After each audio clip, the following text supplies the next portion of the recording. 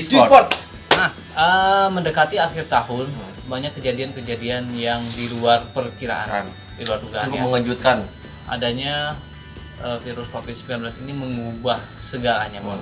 Khususnya sepak bola tanah air, Bang. Termasuk sepak bola tanah air. Di mana beberapa hari yang lalu, sekitar 3 hari yang lalu, 4 hari yang lalu kalau nggak salah itu. FIFA sudah menyatakan bahwa Piala Dunia U20 diundur, Bang, menjadi ke 2023 nanti. Itu merupakan suatu hal yang mempunyai plus dan minusnya, Bor.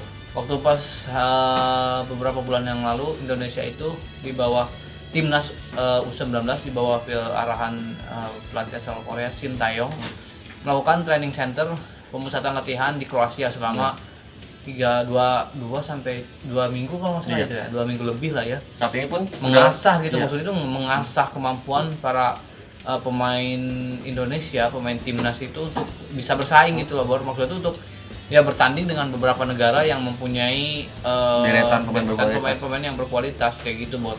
Saat ini pun sudah bertolak ke Spanyol lagi, Bang. Ya, iya. Pemusatan latihan. Aduh. Apa aja sih, Bor, yang kira-kira menurut lo dengan diundurnya pentas sepak bola ini tuh Untuk kelebihan untuk pengunduran jadwal Piala Dunia ini, Bang, kita punya waktu lebih panjang untuk bersiap, Bang. Ya. Dari segi infrastruktur stadion, kebutuhan, semua hal lah, Bang. Mungkin bisa ditonjolkan tentang destinasi wisata lainnya yang tempat ditunjuk sebagai penyelenggara Piala Dunia. Misalkan Jakarta, potensinya apa di Jakarta? Ya. Di Bandung, apa potensinya? Menurut gua, meskipun Indonesia itu harusnya sebagai yang ditunjuk nih, yang ditunjuk sebagai tuan rumah, belum ada aromanya banget gitu loh, Iya, Bor. Bang. Indonesia kan udah ditunjuk nih gitu kan. Indonesia menjadi tuan rumah penyelenggaraan Piala Dunia U20 tahun 2021. Ramai di pemberitaan, tapi Ramai di pemberitaan, tapi Bang. semaraknya belum ada. Apakah ini udah menjadi suatu konspirasi? Tapi udah ragul mungkin ya. Jadi nggak ada promosi apa-apa, Bang. Sebenarnya mah begini. Udah ada Bang. promosi tapi belum terlihat. Belum mungkin ada sebagian kecil promosi yang dilakukan oleh pemerintah, tapi kan itu kan hanya di lingkungan pemberitaan doang. Iya, Maksudnya tuh kalau misalnya pasang banner lah atau apalah, mungkin ya menggembar-gemborkan Indonesia mau jadi tuan rumah nih gitu kan, dukung timnas Indonesia. Belum ada. Terus Gitu. efek positifnya, Bang, selanjutnya jika tetap dilaksanakan 2021 nanti, apakah Covid benar-benar udah tuntas, Bang? Kalau menurutku belum. Belum. Misalkan dilaksanakan, kemungkinan besar bakal tanpa penonton, Bang. Kerugian besar, Bang. Ya. Buat Indonesia, Penyelenggara Bang. lah ya, penyelenggara ya, karena itu Hmm. tadi salah satu pemasukannya itu yang pasti dari Iya. penonton lah ya. Semarak yang nggak ada, Ya. terus nggak ada supporter tamu yang berkunjung ke Indonesia. Jadi apa yang digembor-gemborkan itu sia-sia Iya. jatuhnya kayak gitu. Promosi juga bakal sia-sia, nol besar pastinya. Ya kalau menurut gua sih kalau misalkan diundur itu positifnya pasti ada juga dan negatifnya ada, termasuk juga yang sisi promosi tadi untuk mendatangkan wisatawan lah ya, Iya. wisatawan dari mancanegara untuk datang berkunjung ke tanah air, Iya. seperti itu. Terus segi positif lainnya, mungkin timnas U19 kan saya siapin, Bang. Tapi masih ada juniornya, Bang. Iya. U16 yang bisa menjadi proyeksi panjang untuk bersiap di ajang Piala Dunia 2023 nanti. Mungkin ya itu tadi. Iya. Tapi kan ini secara minusnya lah ya, minusnya untuk pemain yang sekarang sudah menjalani pemusatan latihan dengan digembor oleh pelatih Shin Tae-yong itu, apakah nanti memungkinkan, apakah nanti bisa si pemain U16 gitu kan ya di bawah pimpinan yang lain.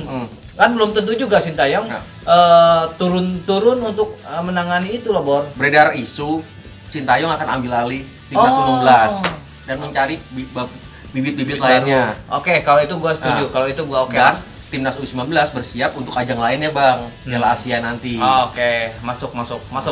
Nah, cuman nih minusnya lagi nih. Yang tadi nggak minus, cuman minusnya yang baru nih gitu kan. Indonesia pasti udah kehilangan banyak dana. Iya. Iya kan, untuk melakukan pemusatan latihan, untuk memboyong pemain-pemain timnas itu ke luar negeri, penginapan, akomodasi dan lain sebagainya. Terus yang kedua juga beberapa pemain bintang dunia batal memperkuat negaranya masing-masing untuk bisa tampil di Piala Dunia U20 tahun 2021 mendatang. Nih, gua punya beberapa catatannya nih, Bang. Siapa aja tuh, Bang? Yang pertama, salah satu contohnya nih ya, ada Mason Greenwood. Hmm. Greenwood itu dia pemain dari Inggris, posisinya sayap kanan dan saat ini memperkuat Manchester United. Udah tahu kalau misalkan si Greenwood ini mempunyai taktik yang bagus lah ya, track record gitu kan, track record yang oke lah, dan dia juga sudah mulai dipakai oleh pelatih MU itu untuk memperkuat, jadi selalu masuk line up gitu loh, bawah seperti itu. Terus yang selanjutnya ada Bukayo Saka, pemain Inggris juga, dia sekarang itu pemain Arsenal ya, pemain Arsenal, dan dia bermain di gelandang kiri. Nah, itu kan ini ada 2 contohnya aja ya, dan masih banyak banget gitu loh, Bor. Entah ada yang main di Liga Italia, entah di Liga pemain Indonesia pun kayak Witan Sulaiman bakal pupus, Bang. Iya, Witan Sulaiman, terus Bagus kayak gitu, Bagus Kahfa yang sekarang lagi terbang di apa sih yang mau memperkuat SC apa gitulah yang di Eropa juga gitu kan. Itu semuanya udah nggak bakalan mungkin untuk bisa bermain kayak gitu. Tapi gitu kan, kita nggak tahu 3 tahun lagi, 3 tahun yang akan datang pasti akan ada muncul bintang-bintang baru gitu loh, Bor, yang pastinya akan memperkuat timnya masing-masing, negaranya masing-masing. Bisa jadi, Bang, ajang Piala Dunia menjadi titik balik sepak bola dunia, Bang, setelah pandemi. Ya mungkin saja, mungkin dia di antara 2022 2023 oke udah bersih lah gitu, maksudnya itu udah kembali lagi ke seperti semula. Jadi Indonesia tuh harus mempersiapkan benar-benar, Bang. Iya, betul. Tim nasional jadi nggak cuma promosi tapi bisa berprestasi. Ya, itu yang paling penting tuh. Ada lagi, Bor, yang menurut tuh mungkin gua sempat wawancara pengamat sepak bola, Bang. Akmal Malhali. Menurut dia pernah kunjungan ke salah satu venue Piala Dunia, khususnya ke tempat latihan. Menurut dia tuh masih jauh, Bang. Masih jauh dari standar. Ya, okay. Makanya dia sangat berpikir positif dengan penggunaan ini, Bang. Indonesia lebih bersiap, lebih matang lagi, Bang. Jangan sampai siap menyia-nyiakan ajang Piala Dunia. Betul. Karena mata dunia bakal tertuju ke Indonesia, Bang. Ya. Sandi ya. Bapak Sandiaga Uno yang sekarang menjadi pariwisata dan ekonomi. Ya, pariwisata dan kreatif lah. Mudah-mudahan bisa dengan adanya sepak bola Indonesia ini, maksudnya udah menyiapkan program kerja yang berkaitan dengan ajang Piala Dunia. Piala Dunia, betul, seperti itu, karena Indonesia itu sangat kaya gitu. Iya. Kita ada beberapa stadion baru yang sedang direnovasi ataupun sudah jadi, yang jadi kan dibangun. Okay. Yang sudah jadi yang di Papua. Stadion Papua Bangkit. Di Jakarta ada JIS, oke. Terus di Jakarta Makassar Stadion ada Mato Angin.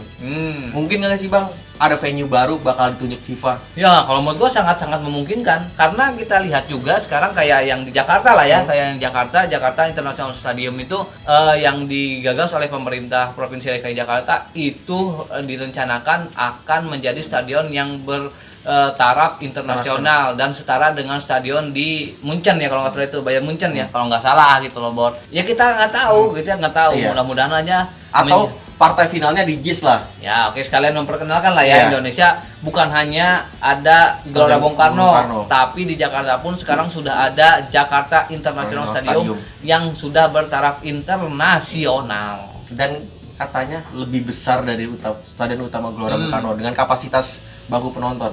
Bangku penonton berapa ribu? 82.000.